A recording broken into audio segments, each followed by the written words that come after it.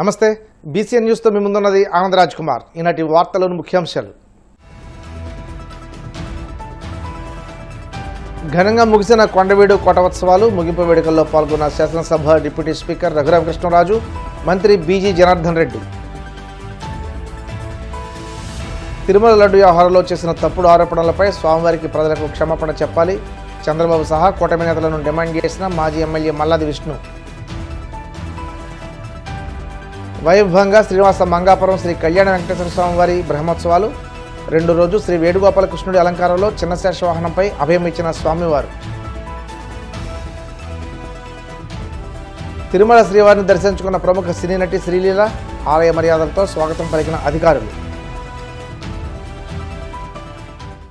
చారిత్రక వైభవానికి నిలయమైన కొండవీడు కోటోత్సవాలు ముగిశాయి. 2 రోజుల పాటు పర్యాటకులను సందర్శకులను అలరించిన ఈ వేడుకలు గతాన్ని స్మరించుకున్నాయి. పగటివేళ కొండపై ఏర్పాటు చేసిన hill ride, flower stall, boating, sand art, ట్రెక్కింగ్లో యువత ఉత్సాహంగా పాల్గొన్నారు. విద్యార్థుల సాంస్కృతిక ప్రదర్శనలు పోటాపోటీగా సాగాయి. సాయంత్రం కొండ దిగువన ఏర్పాటు చేసిన లేజర్ షో, బాణసంచ కాల్పులు, సినీ గాయని గీతామాధురి, సంగీత విభావరి, జబర్దస్త్ కళాకారుల కామెడీ స్కిట్లు, వెస్టర్న్ డ్యాన్స్ ఆకట్టుకున్నాయి.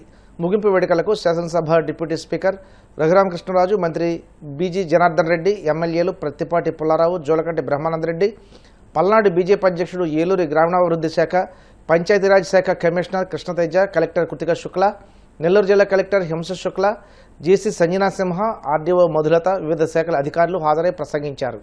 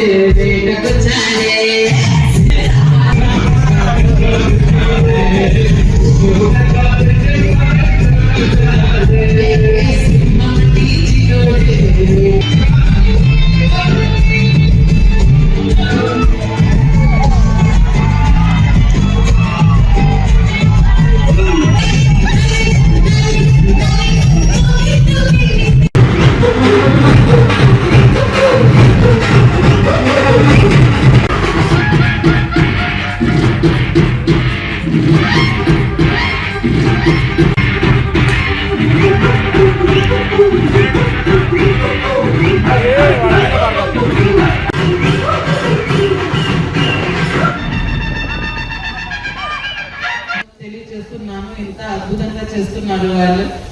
ఈ ప్రభుత్వం చాలా మంచి అవకాశం ఇచ్చింది మనకి. మన కొండవీడు ఫోర్ట్ పొటెన్షియల్ ఏంటి, టూరిజం అందరికి పరిచయం చేయడానికి ఈ ఒక కృషి చేసాము, ఒక ఎఫర్ట్ చేసాము. దాన్ని మీ అందరూ ఇక్కడికి వచ్చి సక్సెస్ చేసాము కాబట్టి మీ అందరికి కూడా మనస్ఫూర్తిగా ధన్యవాదం తెలియజేస్తున్నాను. మార్నింగ్ సెషన్ కూడా 2 రోజు 20,000 పైన మంది వచ్చారు. అసలు ఘాట్ రోడ్ ఎంత మంది వస్తారు ఊహించలేదు. కానీ మార్నింగ్ కూడా helicopter rides, boating, adventure sports కి, కాంపిటీషన్స్ కి పిల్లలు చాలా మంది వచ్చారు.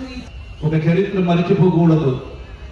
చరిత్ర మరిచిపోకుండా ఉండాలంటే ఎన్ని మనకున్న ఈ యొక్క కాలక్రమంలో గతంలో రాజులు పరిపాలించినా, నవాబులు పరిపాలించినా ఏ విధంగా పరిపాలించారు, వారి కట్టడాలు ఏ విధంగా ఉన్నాయనేటువంటివన్నీ గుర్తు పెట్టుకోవాలని ఒక తలంపుతో ఇందాక మన నెల్లూరు జిల్లా కలెక్టర్ గారు చెప్పారు, ఒక పట్టుదల కావాలి. మనిషిలో పట్టుదల, ఒక సంకల్పం ఉంటే ఆ సంకల్పాన్ని ఎంత దూరమైనా నెరవేర్చగలనేటువంటి సమర్థుడైనటువంటి మా పుల్లలకు నేను కూడా చూశాను. అక్కడ నుంచి వస్తుంటే ఎక్కడో ఆకాశంలో చుక్కలు కనపడుతున్నాయి. ఇక్కడ ఉన్నామా ఆకాశంలో ఉన్నామో కూడా అర్థం కావడం లేదు. అంత కష్టమైనటువంటి రోడ్డు ఇందాకే నెల్లూరు జిల్లా కలెక్టర్ గారు ఆ రోజు తను పడినటువంటి కష్టం కానీ, పుల్లన్న కానీ ఆ రోజు నిధులు తేవాలంటే తీసుకొచ్చి సంకల్పంతో తీసుకొచ్చి కార్యక్రమం చేసినటువంటి పుల్లన్నకు ఈ యొక్క సందర్భంగా అభినందనలు, శుభాభినందనలు తెలియజేస్తా ఉన్నా. ఎందుకంటే ఇప్పుడు ఉన్నటువంటి జనరేషన్ లో ప్రతి ఒక్కటి కూడా మన చరిత్రలో ఏముంది, గతంలో ఏ విధంగా జరిగింది అనేటువంటి ప్రతిదీ గుర్తు పెట్టుకోవాలంటే ఈ యొక్క ఫెస్టివల్స్ జరిగి తీరాలి. మన గౌరవ ముఖ్యమంత్రి గారు ప్రతిసారి చెప్తా ఉంటారు, మనం గతాన్ని మర్చిపోకూడదు. గతంలో ఏ విధంగా జరిగినాయి, ఆ ఫెస్టివల్ కానీ ఏదే కానీ ప్రతిదీ గుర్తు పెట్టుకుని ఈ యొక్క కార్యక్రమాన్ని కూడా ప్రభుత్వం తరఫున చేస్తున్నందుకు గౌరవ ముఖ్యమంత్రి గారికి కూడా ధన్యవాదాలు మీ అందరి తరఫున తెలియజేస్తా ఉన్నాను. 2 రోజుల కొండవీడు ఫెస్టివల్ ఈ ప్రాంతంలో మరి ఎంతో పేరుగాంచిన మా ప్రియ మిత్రులు పుల్లారావు గారి నాయకత్వంలో ఈ కొండవీటి వేడుకలు కొండవీటి ఫెస్ట్ పేరుతో అత్యద్భుతంగా నిర్వహించారు. కలెక్టర్ గారు కృతికా శుక్లా గారు వారి అందరి నేతృత్వంలో అద్భుతంగా వైభవంగా ఈ వేడుకలు జరిగాయి. ఈరోజు ఊహించిన దానికన్నా 4 రెట్లు జనం వచ్చారని చెప్పి పుల్లారావు గారు చెప్పారు. కార్యక్రమాలు కూడా ఆ కంతారా షో కానీ గీతా మాధురి గారి పాటల మాధుర్యం కానీ అందరూ విశేషంగా ఎంజాయ్ చేశారు. పుల్లారావు గారికి ఈ ప్రాంతంలో ఉన్న ఆదరణ ఈ కార్యక్రమం ద్వారా ప్రజలు చూపిన ఆదరాభిమానాల ద్వారా చాలా స్పష్టంగా నా మిత్రుడు పుల్లారావు గారు ప్రజల్లో ఈ రేంజ్లో మరి ఆదరాభిమానాలు చూరగొనటం నిజంగా ఎక్కువ మంది నాయకులకి సాధ్యం కాదు. అటువంటి దాన్ని మా మిత్రులు పుల్లారావు గారు ఇందరి హృదయాల్లో పల్నాడు ప్రాంతంలో ఇందరి హృదయాల్లో స్థానం సంపాదించుకున్నందుకు ఈ కార్యక్రమం ఇంత గొప్పగా చేసినందుకు ఆయన్ని మీడియా ముఖంగా మరొకసారి అభినందిస్తున్నా. రాబోయే వేడుకలు ఇంతకంటే ఘనంగా ఆయన నాయకత్వంలో జరగాలని కోరుతున్నాను. గడిచిన 24 నెలలుగా పాలనను గాలికి వదిలేసిన చంద్రబాబు ఆధ్వర్యంలోని కూటమి ప్రభుత్వం తమ వైఫల్యాలు కప్పిపుచ్చుకోవడానికి వైసీపీపై బురద జల్లుతుందని మాజీ ఎమ్మెల్యే మల్లది విష్ణు మండిపడ్డారు. తాడేపల్లి వైసీపీ కేంద్ర కార్యాలయంలో మీడియాతో మాట్లాడుతూ సిబిఐ ఆధ్వర్యంలో సిట్ నివేదిక ప్రకారం కూటమి ప్రభుత్వంలోనే తిరుమలలో కల్తీ నెయ్యి సరఫరా అయిందని వాటితోనే లడ్డూలు తయారు చేశారన్న మల్లాది విష్ణు కల్తీ జరగడానికి బాధ్యుడు చంద్రబాబేనని తేల్చి చెప్పారు. మరోవైపు మంత్రి లోకేష్ సహితం ఎన్డీడీబీ నివేదిక పేరుతో పచ్చి అబద్ధాలు చెబుతున్నారని మండిపడ్డారు. శ్రీవారి ప్రసాదం లడ్డూ వ్యవహారంపై టీడీపీ కూటమి కుట్ర ప్రశ్నలు వైఎస్ఆర్సీపీ నిప్పు లాంటి నిజాలు. టీడీపీ కూటమి ఈ రకంగా ఆరోపణ చేస్తాం. లడ్డూ తయారీకి వాడే నెయ్యిలో జంతువుల కొవ్వు కాదు పామాయిల్ కెమికల్స్ కలిశాయి అని చెప్పని మొదలుపెట్టారు. ఈ ప్రశ్నకు సమాధానం చెప్పాల్సింది చంద్రబాబు నాయుడు గారు. టీడీపీ చేస్తున్నటువంటి ఆరోపణలు నిజం లేదని, జంతువుల కొవ్వు లేదన్నది సిబిఐ సిట్ ల్యాబ్ రిపోర్టులతో సహా తేలిపోయింది. మిగతా పదార్థాలు కలిశాయని చేస్తున్న ఆరోపణలకు సమాధానం చెప్పాల్సింది ఈ రాష్ట్ర ముఖ్యమంత్రి చంద్రబాబు నాయుడు గారు, కూటమి అని చెప్తా ఉన్నాం. జూలై 2024 ఎన్డీడీబీ ఇచ్చిన రిపోర్టులో జంతువుల కొవ్వు, గొడ్డు మాంసం కొవ్వు, పంది కొవ్వు, ఫిష్ ఆయిల్ ఉందంటూ ఎక్కడా నిర్ధారణ చేయలేదు. తాము తయారు చేసిన నివేదిక కొన్ని పరిస్థితుల్లో తప్పు కావచ్చని ఆ డాక్యుమెంట్లను కోర్టులకు ఇతర న్యాయపరమైనటువంటి అంశాలకు వాడకూడదని చాలా స్పష్టంగా ఎన్డీడీబీ తన రిపోర్టులో పేర్కొంది. మరి దానికి సమాధానం చెప్పాలి కదా. నిజానిజాలు తేల్చాలంటూ సుప్రీంకోర్టుకి మాజీ టీటీడీ చైర్మన్ వైవి సుబ్బారెడ్డి గారు దాఖలు చేసినటువంటి పిటిషన్లో 2024 అక్టోబర్లో విచారణ జరిపినటువంటి సుప్రీంకోర్టు కూడా ఇదే అంశంపై చంద్రబాబు ప్రభుత్వాన్ని, చంద్రబాబు గారిని తీరుని తీవ్రంగా తప్పుపట్టింది. నిర్ధారణ లేనటువంటి రిపోర్టు ఆధారంగా ఎలా మాట్లాడతారు? కోట్లాది మంది స్వామివారి భక్తుల యొక్క విశ్వాసాలతో ముడిపడినటువంటి అంశంపై మాట్లాడేటప్పుడు 1-2 సార్లు సరిచూసుకోవాలని సుప్రీంకోర్టు రాష్ట్ర ప్రభుత్వాన్ని, చంద్రబాబు నాయుడు గారిని చివాట్లు పెట్టింది. మరో ల్యాబ్తో ఎందుకు రెండో అభిప్రాయం తీసుకోలేదని కూడా అడిగింది. సెకండ్ ఒపీనియన్ ఎందుకు తీసుకోలేదు అని చెప్పని కూడా సుప్రీంకోర్టు ప్రశ్నించింది.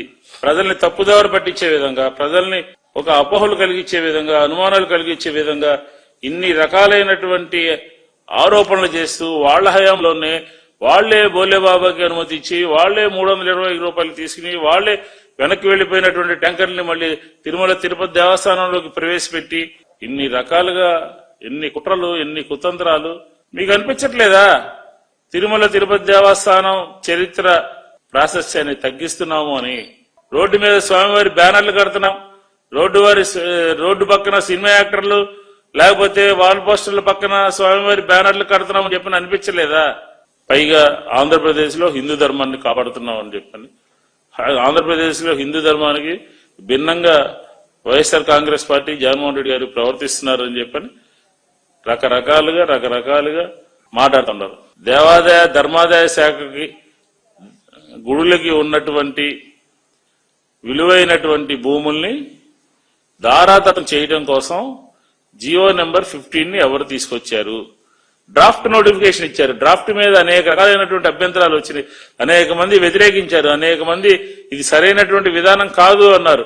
జంతు కొవ్వు కలిసింది, యానిమల్ ఫ్యాట్ కలిసింది అని చెప్పినటువంటి మాట పూర్తిగా అబద్ధము, అసత్యము, ఎక్కడా కూడా లేదని చెప్పని సుప్రీంకోర్టు నియమించినటువంటి సిట్ తన నివేదికలో పొందుపరిచింది. రాబోయే రోజుల్లో సుప్రీంకోర్టు సబ్మిట్ చేసేటటువంటి సిట్ రిపోర్టు ఆధారంగా సిట్ రిపోర్టుల్ని ఆంధ్ర రాష్ట్ర ప్రజలందరికీ కూడా పంపడం జరుగుతుంది అని చెప్పని కూడా ఈ సందర్భంగా తెలియజేస్తారు. రాష్ట్రంలో కూటమి ప్రభుత్వం ప్రజాస్వామ్యాన్ని కూని చేస్తూ ప్రశ్నించే వారిపై అక్రమ కేసులు నమోదు, భౌతిక దాడులకు పాల్పడే విధానాన్ని అమలు చేస్తుందని వైసీపీ అధికార ప్రతినిధి పొత్తా శివశంకర్ విమర్శించారు. తాడేపల్లిలోని పార్టీ కేంద్ర కార్యాలయంలో మీడియా మాట్లాడుతూ మాజీ మంత్రి అంబటి రాంబాబును వీలైనన్ని రోజులు జైల్లో నిర్బంధించాలన్నదే ముఖ్యమంత్రి చంద్రబాబు ఉద్దేశమని ఆరోపించారు.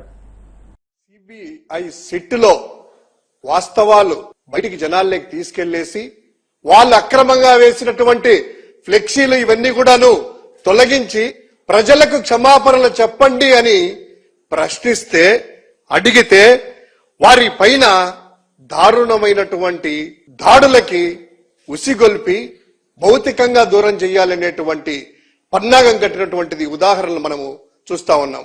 అంబటి రాంబాబు గారి పైన, జోగి రమేష్ గారి పైన అటువంటి దాడులే ప్రత్యక్ష ఉదాహరణ.